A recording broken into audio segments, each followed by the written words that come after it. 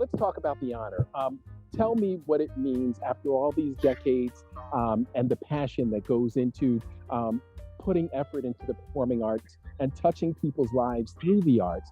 Tell me what this honor means to you. The honor means a lot because I was a little girl that lived by the railroad tracks, born in a small town, really didn't have access to the arts. The only arts that I had access to was through church and school.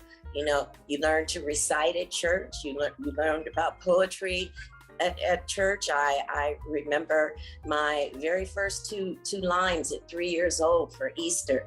I wish I was an Easter lily. I wish I was an Easter rose, right? And then you got more lines as you got older.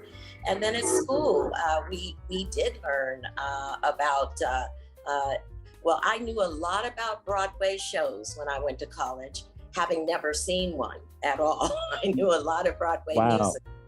So to have this building named in my honor and what it means for the community is just something that is almost, you know, I don't think about it. It's not going to be real for me until tomorrow, right? You know, it's such a big dream and such a big honor. Yeah. Christiane, tell me a little bit about the motivation behind this.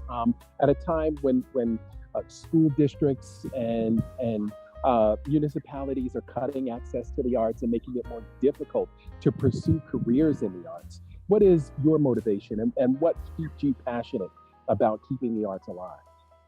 You know, I think one of the things that we've really seen, especially through these last few years of the pandemic, is just how important the arts are to have a healthy community.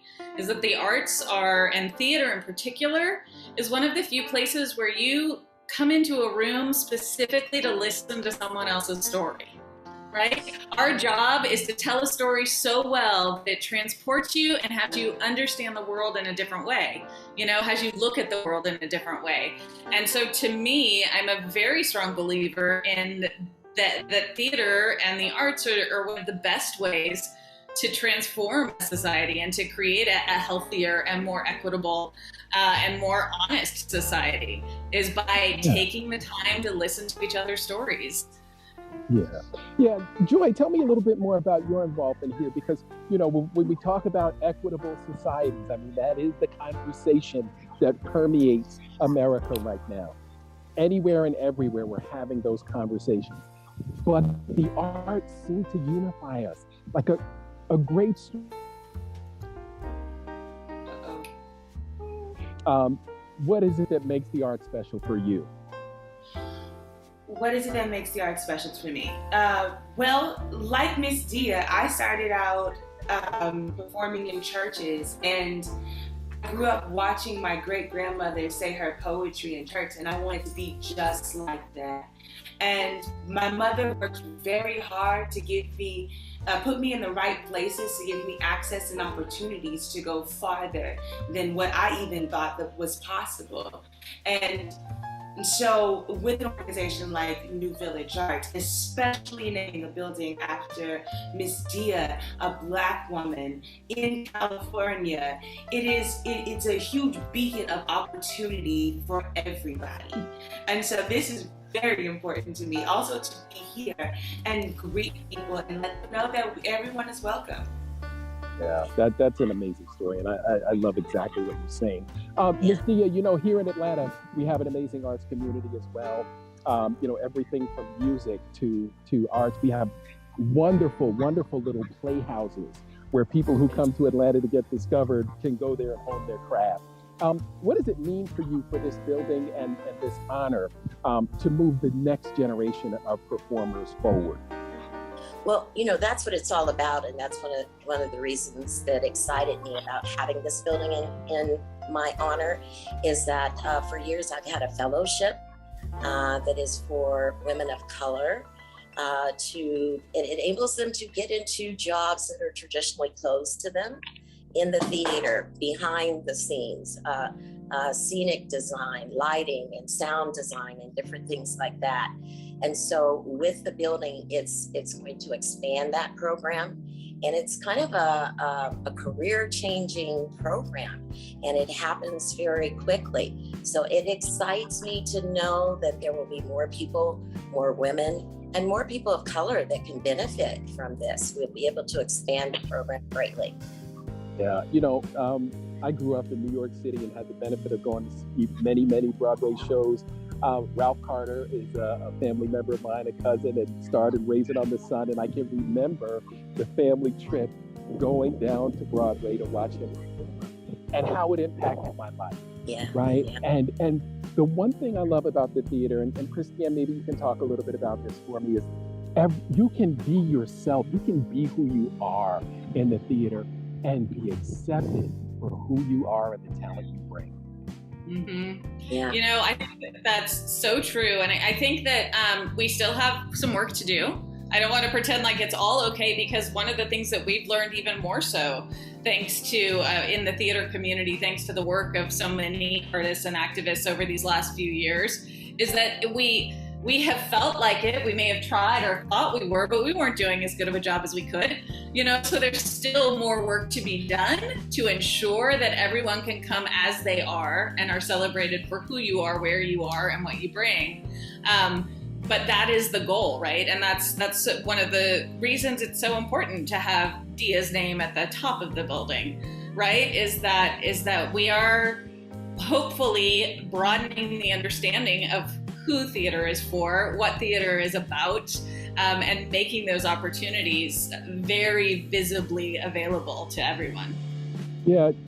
Joy, tell me how the theater has impacted the lives of young people that you've worked with. I know you guys have heard some amazing stories of success, and maybe rights wrong or paths corrected through the arts. Okay.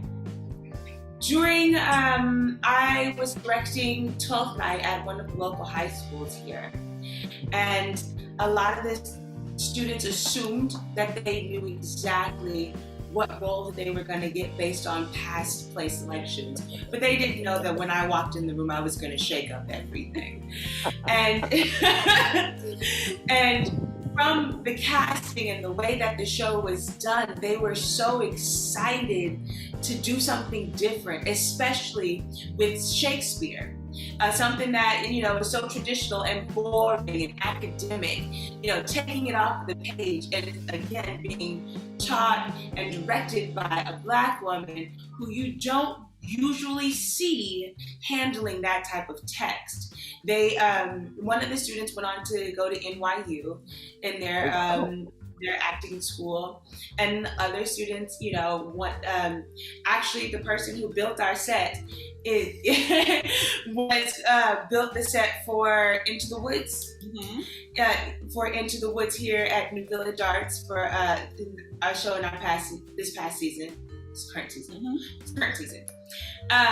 And it's just, I am very grateful that to have that connection, that they now want to work with the theater after that experience.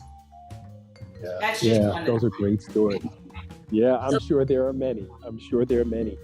Dea, before I let you go, tell me a little bit about, you talked about it not being real until you actually see it.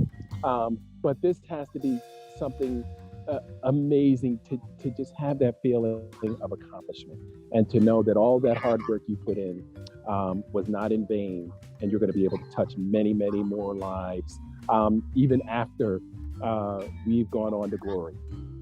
Well, that is the plan, that my children will sit on the board and my grandchildren will sit on the board, and that there will always be a Hurston involved. And so that's very, very exciting. And just the thought of it, I would love it to be like the barber shop or the beauty shop of arts, right? Where arts people can come there and feel comfortable and be able to meet and create and see work and experience work. That would be a wonderful thing in the community. Could I mention one other thing that New Village Arts has done that is gone unannounced? But Joy was producer on a play that New Village Arts commissioned, and it was a Black Christmas musical. They did it because they were searching for a Black Christmas musical to produce, and they couldn't find one.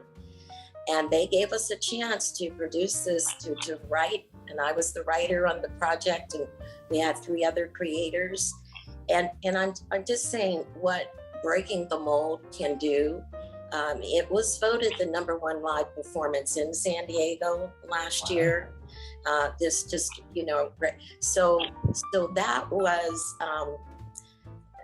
was a step forward for them to produce a Christmas musical that actually had Black in the title and have it in the theater.